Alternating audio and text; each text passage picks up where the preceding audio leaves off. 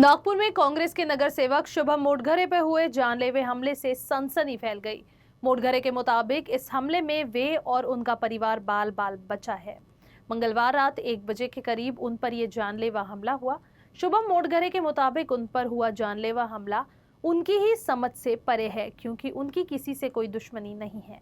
कांग्रेस नगर सेवक शुभम मोटघरे पर जानलेवा हमले की घटना सामने आने के बाद शहर में सनसनी फैल गई। शुभम मोटघरे हमारे साथ खुद हैं, उनसे हम बातचीत करते हैं और घटना का विवरण लेने की कोशिश करते हैं। ये बताइए कि बड़ा ही गंभीर जो है ये घटना हुई है। आप घर पर थे और बहुत थोड़े अंतराल से गोली जो है आपको लगने से जो है वो चूक गई, एक तरीके से हम कह सकते हैं। क्या कुछ ये पूरी घटना थी? अचानक काल जवळपास 1च्या सुमारास मी घरी आलो। त्यानंतर काही वेळ 2-5 मिनिट मी ऑफिसला थांबलो।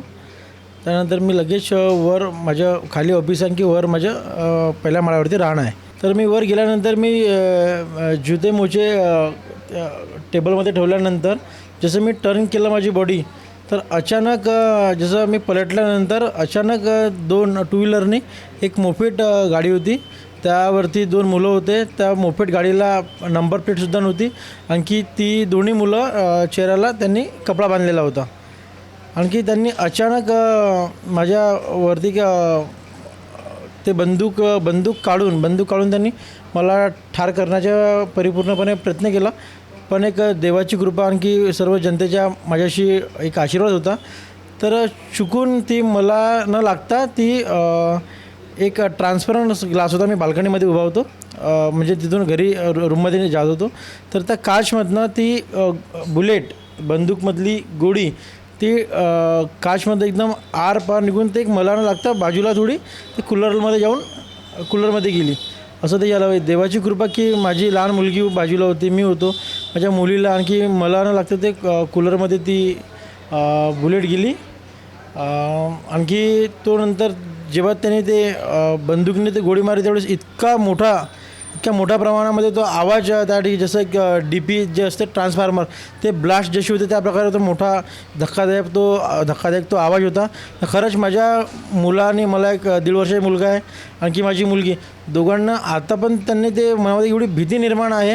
आणखी तसेच माझी पत्नी, माझी आई, माझे वडील, त्यांना खरंच खूप त्यांच्या मनामध्ये भीती निर्माण झाली। त्यांनाही माहीत आहे मी पण परिवारामध्ये एकटा आहो, पण मला असं वाटते की ह्याच्यामागे खूप मोठं एक कारण असेल किंवा त्यांना कोणीतरी पाठवले असेल, असं मला वाटते। असं कौन ऐसा कर सकता है या कौन भेज सकता है? आप अभी राजनीति में आए हैं, नगर सेवक पहले टर्म के बने हैं, समाज सेवा का काम जो है वो आपका लंबे समय से चलता आ रहा है, तो किसी से कोई दुश्मनी या किस हेतु से कोई आपकी जान लेने की कोशिश करेगा या इस तरीके से हमला कराएगा? और जो स्थिति दिख रही है, क्या आपको लगता है कि वो जान से मारने की कोशिश का ये प्रयत्न था या सिर्फ डराने का प्रयत्न था? बघा, सांगायचं म्हटलं तर ती गोळी, ते बंदुकीने गोळी निघाल्यानंतर जर ती मला किंवा माझ्या मुलीला लागली असती तर खरंच तो जीव वाचला असता का? तो जीव, ज्याला पण गोळी लागली असती तो जीव लगेच तो निघून गेला असता। तर ते मी 100% खात्रीने सांगतो की ते परिपूर्ण ते मारण्याचा त्यांचा प्रयत्न होता। आप जैसा कि बता रहे हैं कि किसी तरीके का राजनीतिक वैमनस्य भी नहीं है, किसी से दुश्मनी भी नहीं है, तो आखिर आपको क्या लगता है कि क्या कुछ कारण इसके पीछे हो सकते हैं? और पुलिस इस मामले पर पूरी इन्वेस्टिगेशन कर रही है। आपका क्या उसमें इनपुट रहेगा कि इस दृष्टिकोण से भी पुलिस की जांच होनी चाहिए? और सवाल एक ऐसा भी है, पुलिस जिस तरीके से जांच कर रही है, आप उससे संतुष्ट? म्हणजे खरंच पोलीस प्रशासनाचे मला खूप सहकार्य मिळालं। आणखी ते त्यांच्या आता पण जी शक्ती आहे त्या शक्तीने ते काम करून राहिले।